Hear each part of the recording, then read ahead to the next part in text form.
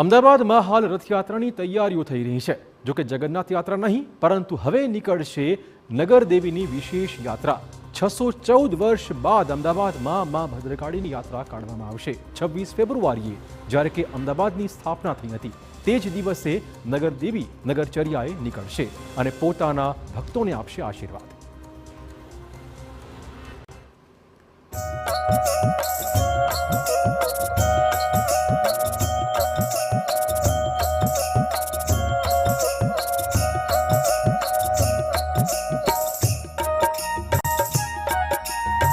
छसो 14 वर्ष बाद नगर देवीनी नगरचर्या।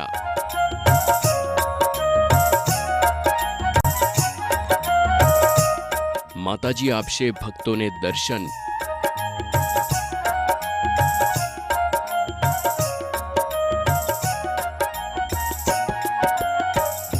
छब्बीस फेब्रुआरीए योजाशे देवीनी रथयात्रा।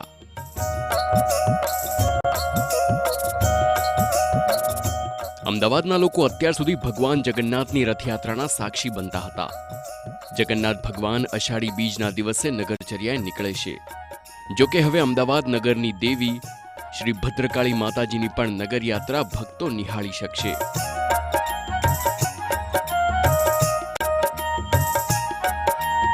જો કે 10 વર્ષના પ્રયાસો બાદ 26 ફેબ્રુઆરી 2025ના રોજ નગરદેવી ભદ્રકાળી માતાજીની ઐતિહાસિક નગરયાત્રાનું આયોજન કર્યું છે, જેમાં મોટી સંખ્યામાં લોકો જોડાશે।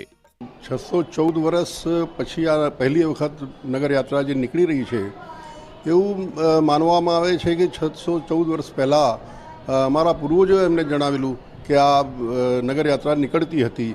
પછી જ્યારે મોગલ આક્રાંતાઓ આવ્યા ત્યારથી પછી આ નગરયાત્રા બંધ થઈ, કારણ કે એવી એક દંતકથા છે કે જે પ્રમાણે માતા લક્ષ્મી જે આ સ્વરૂપ છે ભદ્રકાળીનું, એમાં લક્ષ્મી માતા પણ સમાવેશ છે એમનો પણ। તો તેઓએ જ્યારે આ અહમદાબાદ બન્યું એ વખતે એની સ્થાપના થઈ, ત્યારે એ પોતે અહીંયાથી પોતાનો પંજો કિલ્લા ઉપર લગાવીને પછી નીકળી ગયા। 6.25 કિલોમીટરની આ યાત્રામાં શહેરના અનેક વિસ્તારો આવી જશે અને પછી ફરી એકવાર યાત્રા નિજ મંદિર પરત ફરશે। એની અંદર માતાજી અને શંકર ભગવાન બંનેના કટઆઉટ હશે અને ભદ્રકાળી માતાજી છે એમનું એક ફોટોગ્રાફ મઢેલું ફોટોગ્રાફ છે, એ પણ અમે મૂકવાના છીએ। સાથે અચલ મૂર્તિ હોવાને કારણે અમે માતાજીની પાદુકા રથ પર સ્થાપિત કરીશું, એનું પૂજન અર્ચન કરીશું, રથનું પૂજન કરીશું। પછી આગળ જે પહિંદ વિધિની જે વિધિ હોય છે એ પ્રમાણે આગળ વાળીશું મોરપંખના ઝાડુ સાથે, અને પછી રથયાત્રાને અહીંયાથી એની આરતી વગેરે થશે, જે નિયમ પ્રમાણે, જે શાસ્ત્રના નિયમ પ્રમાણે થાય છે એ પ્રમાણે શાસ્ત્ર પ્રમાણે અમે કરીશું। મોરબીજથી પહિંદ વિધિ અમદાવાદ શહેરના મેયર કરશે। મુગલ આક્રાંતાઓના શાસન આવ્યા બાદ આ યાત્રા બંધ થઈ ગઈ હતી। જો કે 2025થી આ યાત્રાની શરૂઆત થશે અને દર વર્ષે આ યાત્રા હવે યોજાશે, જેને લઈ ભક્તોમાં ખુશીની લાગણી જોવા મળી રહી છે। ખૂબ સારું ફીલ કરીશું કે માતાજી અમારા ત્યાંથી પ્રસ્થાન કરશે અને ઠેર ઠેર બધા અહીંયા જોવા આવશે લોકો, ઘણી બધી ભીડ ઉમટશે। તેથી અમને બહુ ખૂબ ખુશી થશે કે માતાજી અહીંયાથી નગરયાત્રા નીકળવા કરશે। કેટલી આસ્થા છે તમારી? કેટલા વર્ષ? હું અહીંયા ઘણા વર્ષથી આવું છું, માતાજીનું દર્શન કરીને જ જાઉં છું। ધર્મના માર્ગ ઉપર લોકો વળી રહ્યા છે, જેમ બને મંદિરો બધા ફૂલ ઓફ પીપલના અટે થઈ રહ્યા છે। તો સારું છે કે નગરયાત્રા સ્ટાર્ટ થાય છે, જેમાં આપણે ધર્મનો પ્રચાર બી કરી શકીએ અને એ બી સારું છે કે આપણા ધર્મનો વધારેમાં વધારે પ્રચાર થાય તો આપણી સંસ્કૃતિ એક જે જળવાઈ રહે છે, એ આગળ આપણી જે આવનારી પેઢીઓ છે તો એમને પણ સારું એવું નોલેજ મળે।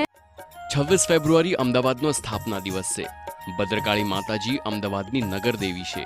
અમદાવાદ અને અમદાવાદીઓ પર હંમેશા મા ભદ્રકાળીના આશીર્વાદ રહ્યા છે, ત્યારે હાલ ભક્તો માતાજીની રથયાત્રાને લઈ ખૂબ જ આતુર બન્યા છે। 614 વર્ષ પછી નગરદેવી માં ભદ્રકાળી નગરચર્યાએ નીકળશે અને આ જે પ્રથા છે એ આ વર્ષથી શરૂ થવાની છે। અને આપ જોશો પણ તો માતાજીમાં જે આસ્થા ધરાવનાર ભક્તો છે એ ભક્તોની મનોકામના ભદ્રકાળી માતા પૂર્ણ કરે જ છે અને ભક્તોની એમના આસ્થા પણ છે। અને હવે જ્યારે આ નગરચર્યા પર માં ભદ્રકાળી ચરણ પાદુકા અને એમના ફોટો સ્વરૂપે નીકળશે ત્યારે આ એક અલગ જ લાવો છે એ જે અમદાવાદના નગરવાસીઓ છે એમને મળશે.